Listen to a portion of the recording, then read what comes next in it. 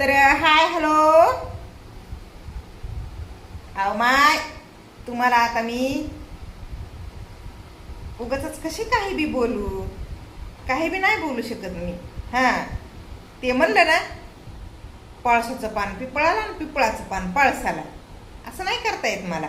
कळलं का? आता समजा रताळाच्या रानात रताळच लागतील का नाही? हा बा, चष्मा काढी ते. अहो माय, ते गाणं नाही का, गाणं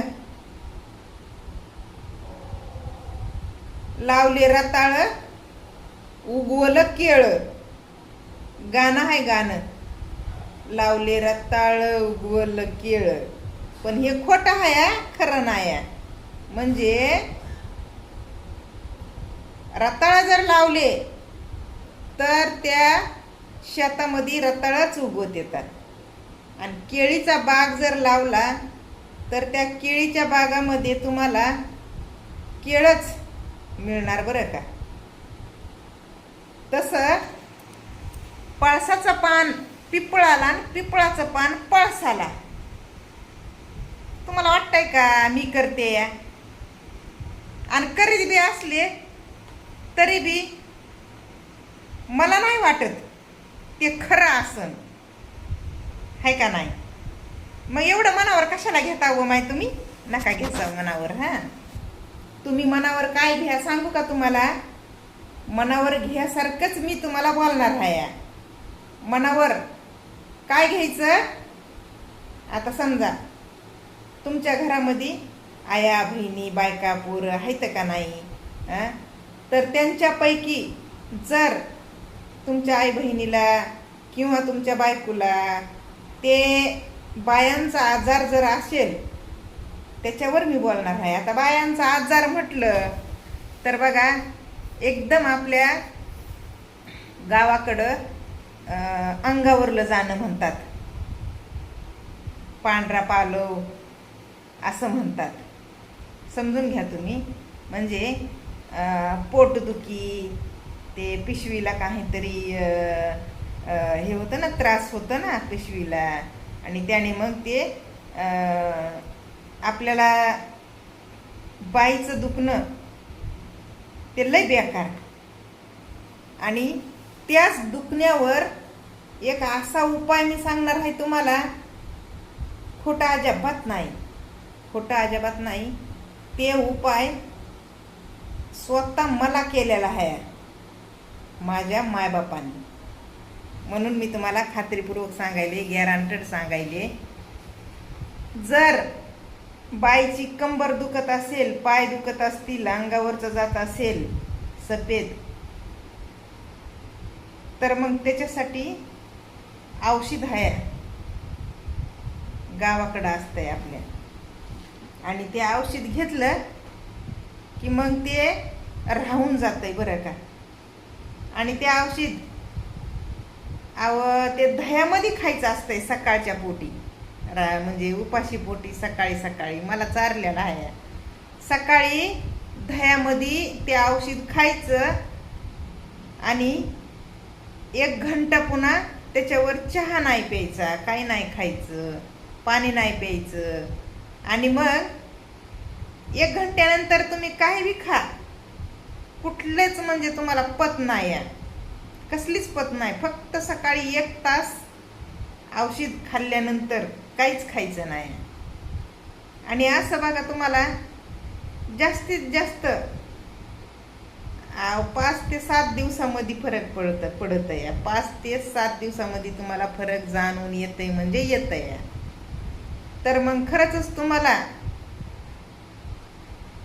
ते त्रास असेल ना, तर मग मला कमेंट करून सांगा, मी तुम्हाला सांगते, बरं का? कमेंट करून सांगा मला. आता मी जाणार आहे गावाला, आणि गावाला जाणार आहे, आणि मग तुम्हाला तिथे गेल्यास मी ते असं व्हिडिओ काढून ते औषध दाखवते, बरं का? बाबा हे औषध आहे. कळलं का? तुमच्या कामाला हाय येणार, तुमच्या तिथं जवळपास तुम्हाला हाय मिळणार. तुम्ही तुमच्या हातानं ते उपाय करू शकता बरं का. कुठं कुणाच्या इथं जायचं नाही, यायचं नाही, कुणाला काही खर्च करायचा नाही. लोक लुबाडायला बसले तर लुटायला बसले तर ते कुरिअर करतो, पाठवितो, पैसे पाठवा, ते ऑनलाईन करा, असं तसं ह्या सोशल मीडियावर सुद्धा चालू आहे. औषधं द्यायला तर, आणि ते औषधं येत आहे, गुण येत आहे औषधाचा लोकांच्या. कुणी कानातलं, कुणी कान दुखायलेलं, कान फुटल्यालं औषध देत या, कुणी घोलाना फुटल्यालं औषध देत या, कुणी काय काय तर कुणी काय काय, बरेच उपाय, गावठी उपाय बरेच आहेत. ते नागवेड आहे येत आहे ना बघा, त्याच्यासाठी पण भरपूर बरेच उपाय करीत येतं. नागवेड्याचे, कुत्रं चावलेल्याचे, असे आपल्या ग्रामीण भागातले हे आहेत विलाज, आणि ते सक्सेस होत येतं बरं का. पण लूटमाप पण तितकीच चालू आहे. मी नाही करणार कधीच कोणाची लूटमाप बरं का, हे सत्य आहे. मी आता गावाला गेले ना, तुम्हाला ते औषध काय आहे ते व्हिडिओमध्ये दाखविते. तुम्ही तुमच्या तिथं रानावनात, गाव शिवाराच्या आजूबाजूला हुडकायचं आणि घरी आणायचं, आणि मस्त आपल्या उकळीमध्ये कुटायचं बारीक, आणि दह्यामध्ये टाकून ते खायला द्यायचं बायकोला, बहिणीला, माईला, लेकीला, कुणी बी असू द्या.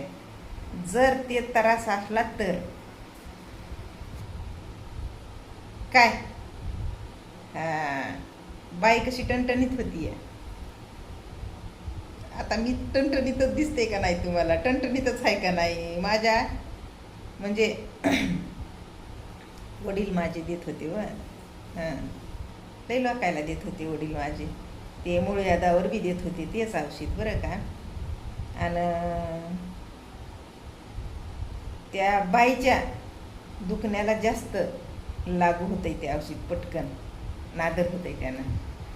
मूळ यादाचं तेवढं काय नाही, पण बाईच्यामुळं होतंय तसं. कंबर हे दुखती ना बघा, मस्त भरूनच येते, मजबूत होती बाई पुन्हा. कळलं का? टवटवीत मस्त दिसती आहे, अशी गोष्ट आहे. आणि मी काय तुम्हाला काय म्हणायले का मला पैसे द्या? नग मला काही नग तुमचं. मला आशीर्वाद द्या माझ्या लेकरा बाळायला, बस. आशीर्वाद चांगला द्या म्हणायचंय. हे बघा,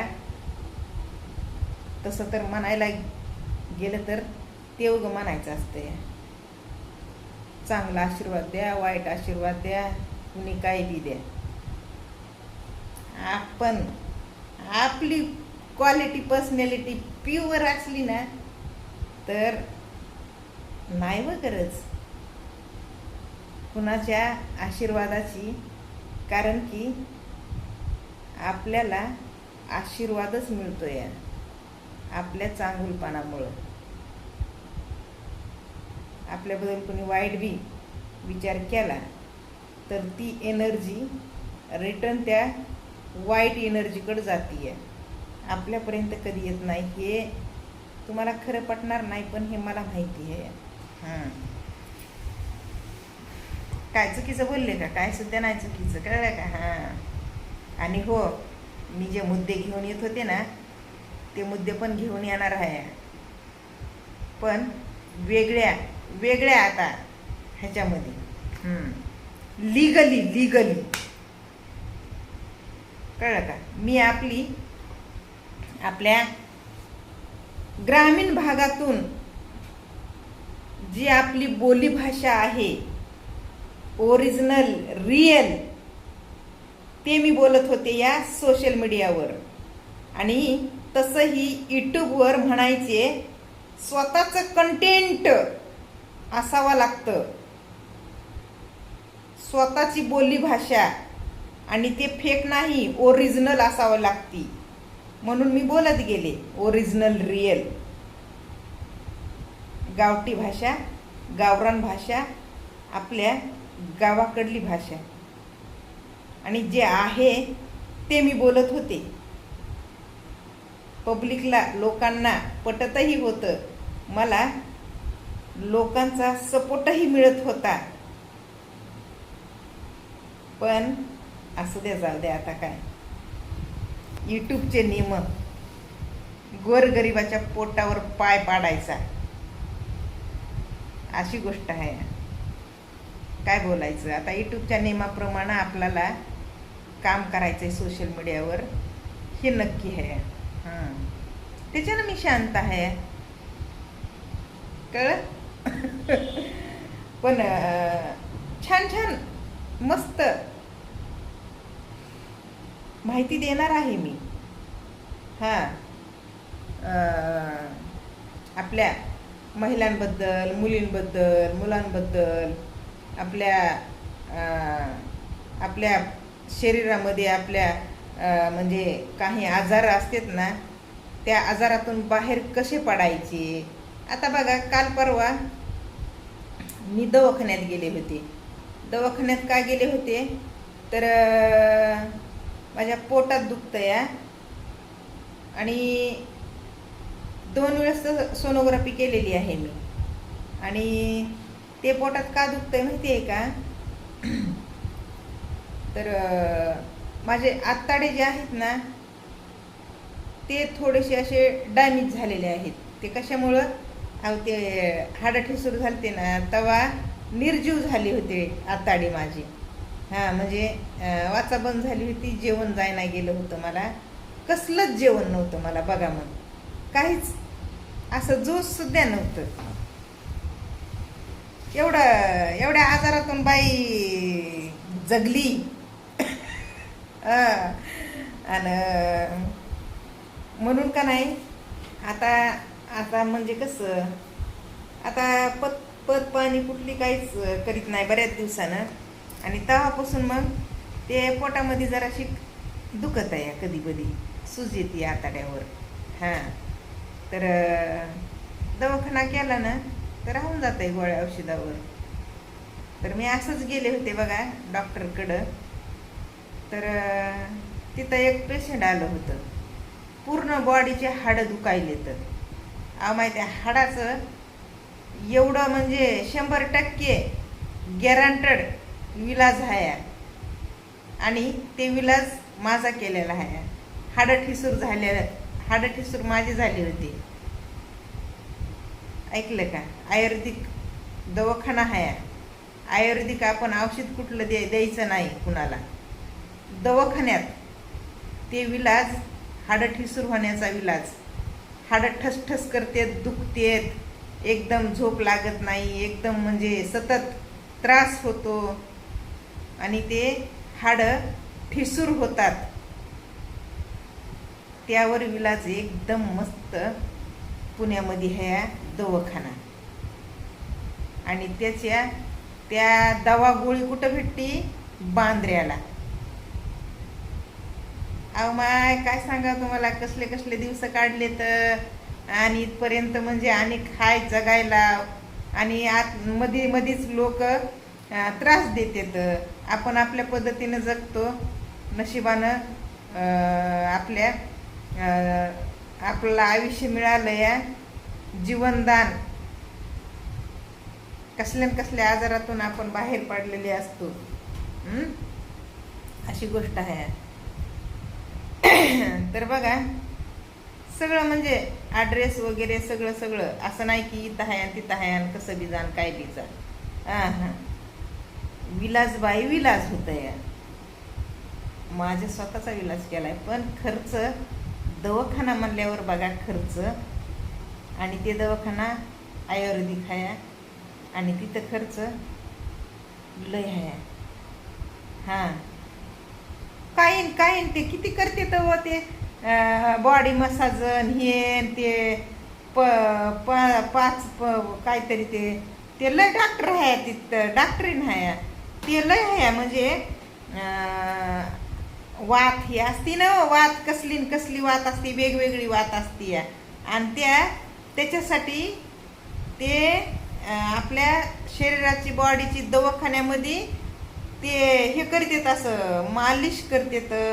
लय लय आहेत, मस्त मस्त विलाज आहेत माहितीये का. लोक एवढे परेशान असतात, हैराण असतात आणि ते करीतात ना, लोक करतात ना, त्यांना माहिती जास्त की बाबा हा ही वंदना खरं बोलायली आहे, खोटं बोलणं आहे.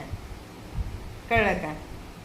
पिढा अहो त्या प्रत्येक गोष्टीची माणसाला पिढा आहे, कुणाला ना कुणाला, कुणी ना कुणी ते भोगायलंय, त्याच्यातून निघायलंय, ते फेस्ट करीत चाललंय, जगायलंय. कळलं का. पण जर हाडठिसूर वगैरे काही कोणाला असेल ना प्रॉब्लेम, तर मला सांगा, मी तुम्हाला त्या दवाखान्यात नेऊन घालीते, काही हरकत नाही. मी जशी नीट झाले तसं अहो मी किती जणांना तरी सांगितलंय आणि तिथं नेऊन घातलंय माहितीये का. म्हणजे माझा संबंध काहीच नाही.